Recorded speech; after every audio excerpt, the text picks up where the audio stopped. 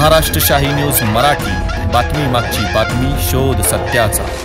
त्यानं ज्यांच्या त्या पवित्र स्मृती ठिकाणी आज आपण प्रचाराची सुरुवात करत आहोत अशा जनसेवक पॅनलचे सर्व उमेदवार आणि उपस्थित सभासद बंधू भगिनी, माझ्या अगोदरच्या वक्त्यांनी महत्व संस्थेच्या संदर्भात सर्व माहिती दिलेली। तसं मी इतका इन्व्हॉल्व नाही सचिन भाऊ, संस्थेच्या कामकाजामध्ये मी फक्त मतदानापुरता असतो असं मला वाटतं। प्रत्येक संस्था कशी होती, संस्थेचा इतिहास या पाठीमागचा कसा होता आणि संस्था चालवणं म्हणजे नेमकं काय आहे, मला वाटतं ज्याला तरी ताळेबंद चांगला कळतो, ज्याला ऑडिट थोडंसं कळतं ना, त्यांनी संस्थेच्या विषयी बोलावं। काही काही मंडळी आहेत आपले मला आता सांगितलं काळे साहेबांचे मित्र आहेत, परंतु किती जणांना तरी ताळेबंद कळतो हे मला माहित नाही। कारण ही संस्था म्हणजे ही नुसती संस्था माणसांवर चालत नाही तर विश्वासावर चालते। आणि मग सहकार खाते इतकं सोपं नाही। सहकारामध्ये प्रत्येकाला सामावून घेऊन प्रत्येकाच्या गरजा पूर्ण करण्याचं काम सहकारच्या माध्यमातून होतं। संस्था स्थापन झाली तेव्हापासूनचा काळ आठवला, त्यावेळेस आम्ही थोडं लहान होतो वयाने, वाटतो 40 वर्ष झाले असते।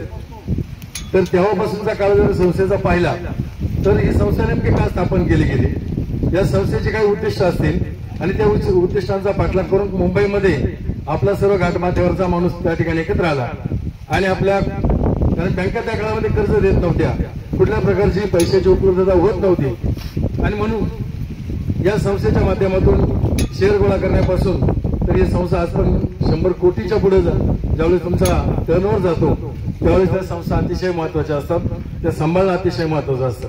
प्रत्येक सभासदाने प्रत्येक ठेवीदाराने आपल्यावर विश्वास ठेवलाय आणि तो विश्वासाला खऱ्या अर्थानं पात्र होणं अतिशय गरजेचं आहे।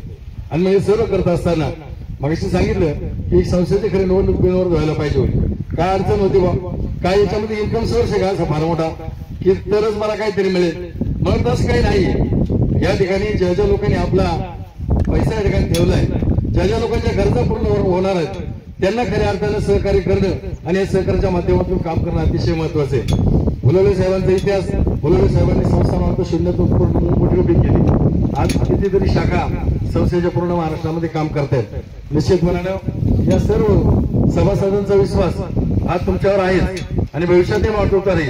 याची फुलोले साहेबांचं जे कार्य आहे मोठं संख्येच्या रूपाने या ठिकाणी प्रथमतःच काळे साहेबांनी या ठिकाणी नमूद केलं की सोनेरी किती असावा, जीडीपी किती असावा, त्याचा टर्नओव्हर कसा असावा आणि सभासदाला सर्व काही देण्याचं वाटतं पुढील काळामध्ये संकेतराव तुम्हाला या ठिकाणी शिवधनुष उचलायचंय आणि शिवधनुष उचलत असताना प्रत्येक सभासदाला आपल्याला काहीतरी देता आलं पाहिजे, या दृष्टीने आपण सर्वांनी काम करावं अशी मला वाटतं या ठिकाणी मी इच्छा व्यक्त करतो। आणि या जनसेवा मंडळाला मी आमच्या सर्वांच्या वतीने वाटतं, आमचे तानाशेठ बोलले, आमचे सरपंचही बोलले आणि मग गाव असेल नुसतं जाचकवाडीच नाही तर आपल्या संपूर्ण पाठारवाडच्या वतीनं जो जो आमचा मित्र असेल, पाहुणा असेल, या प्रत्येकाला खऱ्या अर्थानं आपण जाऊन सांगितलं पाहिजे तरच हे मतदान करून होईल। असो तुम्हाला सर्वांना प्रत्येक शुभेच्छा देतो आणि या ठिकाणी थांबतो। धन्यवाद। महाराष्ट्र शाही न्यूज मराठी, बातमी मागची बातमी, शोध सत्याचा।